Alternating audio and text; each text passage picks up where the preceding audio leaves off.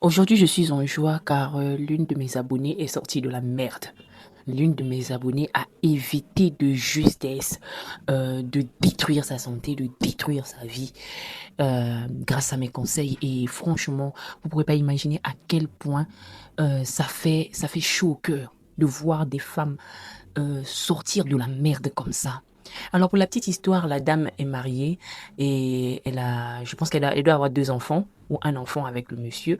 Et euh, il y a une période de la vie où voilà, le monsieur a perdu son job et puisqu'ils étaient en train de louer, la dame s'est dit, bon, moi j'ai un héritage, j'ai une parcelle et avec l'héritage que j'ai, bon, je vais construire une maison. Donc elle a construit une maison de deux chambres salon et au lieu d'aller louer avec le gars, elle a dit à son mari, ben on va vivre ensemble.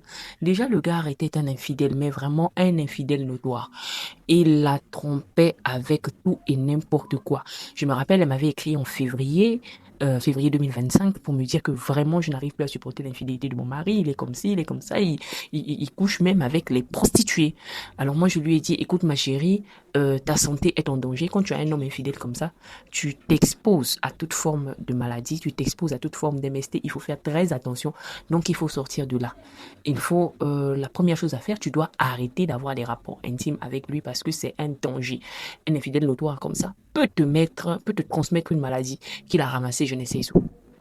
Donc la dame, elle m'a écrit il y a de cela 3 jours et c'est là qu'elle vient m'apprendre que le gars est malade. Il est malade, il est tout le temps malade et tout. Donc du coup, on a fait le test de dépistage, le gars est atteint. En ce moment, il a le VIH et le VIH est en train de se manifester dans son corps. Je lui ai demandé, et toi? Elle a dit non. Moi, depuis le mois de février là-bas, j'avais arrêté d'avoir les rapports avec lui quand tu m'avais dit.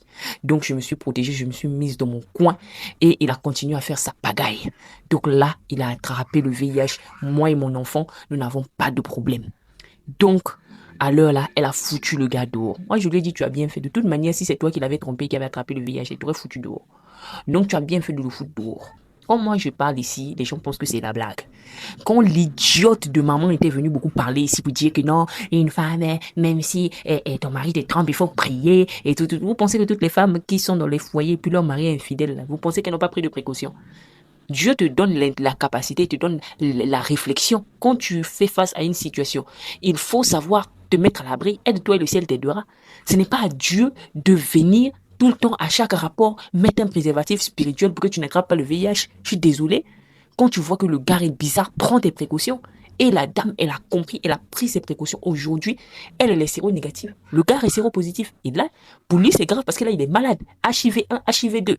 Donc, tu t'imagines si elle avait suivi les conseils des mamans tordues, que tous les hommes trouvent, qu'il faut supporter, quand il fait sa bagaille là, hein, il ne faut pas te refuser à lui, sinon il va rester dehors. Mais il n'a qu'à rester dehors. Il n'a qu'à rester dehors, au moins votre santé est protégée. En tout cas, je suis en joie et que Dieu bénisse cette jeune dame. Que Dieu rajoute encore beaucoup plus. Voilà une femme qui a compris c'est quoi la vie. Voilà une femme qui a compris que sa vie passe avant tout. Voilà une femme qui a compris qu'elle est venue sur cette terre pour vivre. Voilà. Comment je dis ici que un homme infidèle te met dans les mêmes conditions de sécurité qu'une prostituée. Vous pensez que c'est la blague, hein?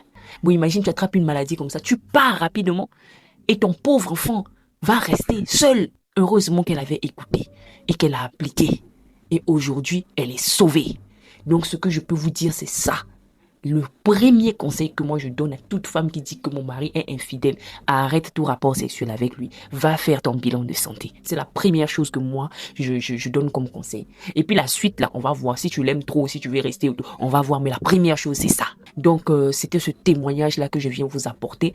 Il n'y a pas que les moutons de sacrifice qu'on charge leur histoire, mais il y a aussi les femmes éveillées qui ont compris. Voilà, j'ai pris l'histoire, je vous ai amené ici pour que vous puissiez comprendre que quand on parle, ce n'est pas la blague, c'est une question de réalité et que chacune puisse tirer des leçons. Bisous là-bas.